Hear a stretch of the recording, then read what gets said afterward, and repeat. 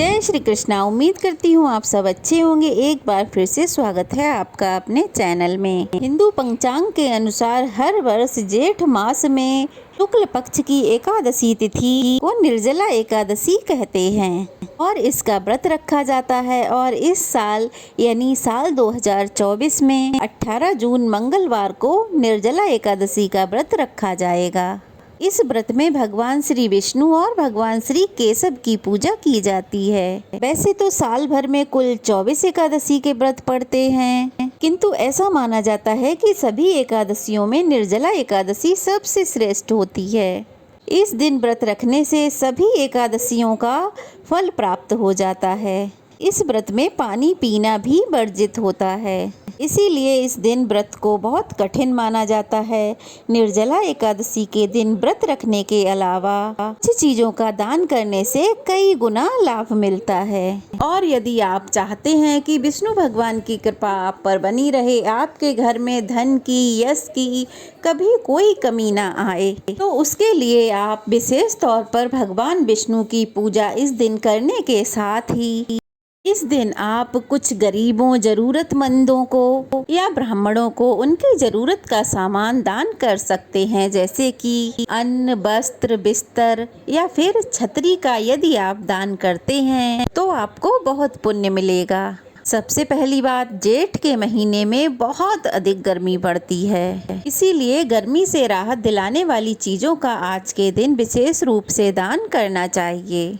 जैसे आप ठंडे मीठे शरबत का दान कर सकते हैं, जल का दान कर सकते हैं, राहगीरों को आप जल पिला सकते हैं, छतरी का और पंखे का दान कर सकते हैं। नमक का दान भी आज के दिन करना चाहिए। धार्मिक मान्यताओं के अनुसार नमक का दान करने से घर में कभी भी भोजन की कमी नहीं होती, इसलिए निर्जला एकादशी के दिन नमक का दान अवश्य करें। अगला दान है तिल का दान। निर्जला एकादशी के दिन तिल का दान अवश्य करना चाहिए। ऐसा कहा जाता है कि इस दिन तिल का दान करने से पुराने रोगों से मुक्ति मिलती है। आज के दिन आप काले या सफेद तिलों का दान कर सकते हैं। अगला है कपड़ों का दान। निर्जला एकादशी के दिन वस्त्रों का दान उत्तम माना जाता है।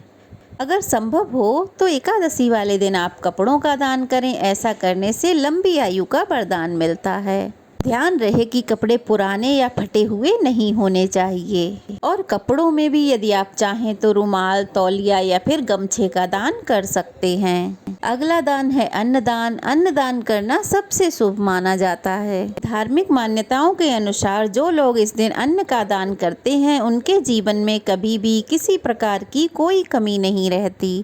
ऐसे लोगों को सदैव भगवान विष्णु का आशीर्वाद प्राप्त होता है। लेकिन ध्यान रहे कि एकादशी के दिन चावल का दान करने से बचना चाहिए। आज के दिन गौ माता को हरा चारा खिलाएं। आज के दिन गौ माता की पूजा करने से या उन्हें हरा चारा खिलाने से सभी देवी देवताओं का आशीर्वाद प्राप्त होता है। अगला दान है फल का दान। निर्जला एकादशी के दिन फल का दान अवश्य करें।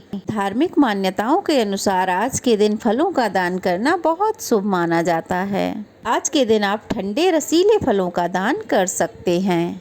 आज के दिन हल्दी का दान करने से हर प्रकार की नकारात्मक ऊर्जा नष्ट हो जाती है। और अगर आपको बुरे सपने परेशान करते हैं तो आप किसी योग्य व्यक्ति को हल्दी का दान अवश्य करें। निर्जला एकादशी के दिन आप हाथ से बने पंखों का दान कर सकते हैं। गर्मी से बचने के लिए विशेष तौर पर इस दिन आप छतरी का दान कर सकते हैं या फिर जूते चप्पल आदि का दान भी कर सकते हैं। ध्यान रहे कि जूते चप्पल पुराने या फटे हुए ना हों। यदि हो सके तो इस दिन आप खड़ाऊं का दान कर सकते हैं। आज के शुभ अवसर पर आप जौ या चने के सत्तू का दान भी कर सकते हैं। इस दिन किए गए दान का अपार पुण्य मिलता है। और इन सब दानों के अलावा आप इस दिन आंवले के पौधे का दान भी कर सकते हैं। आप किसी सार्वजनिक जगह पर आंवले का पौधा लगा सकते हैं, पीपल का पौधा लगा सकते हैं या फिर आप बट वृक्ष का पौधा भी लगा सकते हैं। यह पवित्र पौधे हमारे सनातन धर्म में अत्यंत पूजनीय हैं। और अगर आप ऐसे में इन पौधों का दान करते हैं या किसी जगह पर इन पौधों को लगाकर उनकी पूजा करते हैं तो आपके जीवन में कभी भी कोई दुख नहीं आएगा और आपको भगवान विष्णु की कृपा प्राप्त होगी। आज के दिन जैसी जिसकी सामर्थ्य हो उसे वैसा ही दान करना चाहिए। दान हमेशा इस प्रकार करना चाहिए कि एक हाथ से करें तो दूसरे हाथ को पता भी ना चले।